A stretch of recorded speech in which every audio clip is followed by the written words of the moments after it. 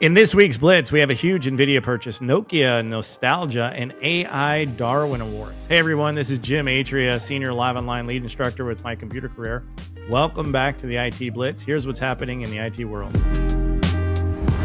All right, and a major news roundup that nobody saw, NVIDIA and Intel announced jointly developed Intel x86 RTX SoCs for PCs. That is a mouthful, which is NVIDIA graphics with data center x86 processors.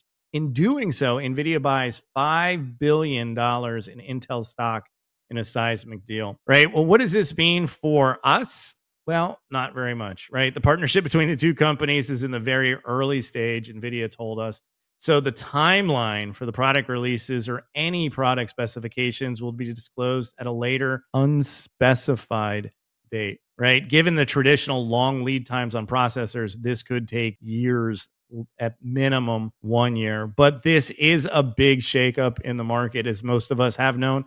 Intel is suffering, right? And they're not doing as well as they needed to. So this cash infusion from NVIDIA should help immensely. All right, tech's greatest design disasters. Remember when Nokia made a phone that looked like lipstick or put a speaker in the wrong place so you had to hold a gaming phone like a taco to make calls? The Irish Times just reminded us that tech companies have been making hilariously bad design choices for decades, right? The Hall of Shame includes Nokia's circular keyboard, right, that made texting an absolute nightmare. Apple's Magic Mouse that you can't use while it's charging.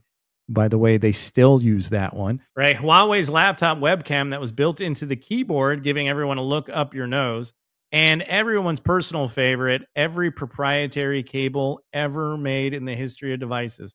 If you're like me and you don't throw cables away, you probably have a few hundred of them sitting in a closet somewhere, right? Just because you can doesn't mean you should. As an IT pro, you'll spend your career explaining to users why their fancy new gadget doesn't work the way it's expected. Now you know it's a tradition as old as tech itself. Now you know it's a tradition. Why can't I say it?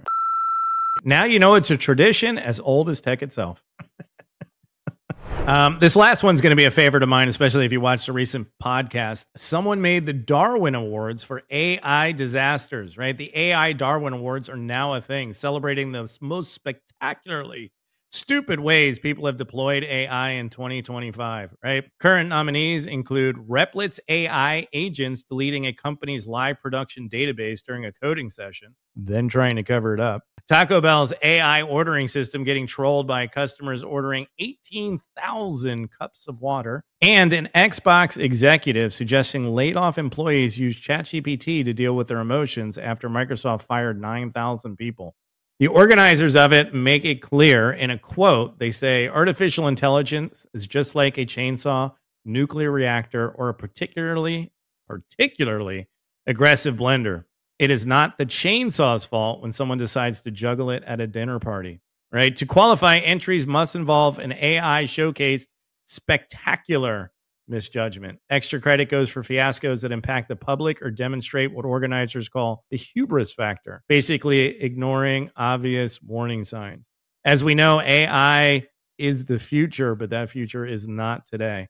What do you guys think? Have you guys seen a use of AI that is poorly managed, poorly decided, poorly implemented, just poorly poor? Right? Let us know.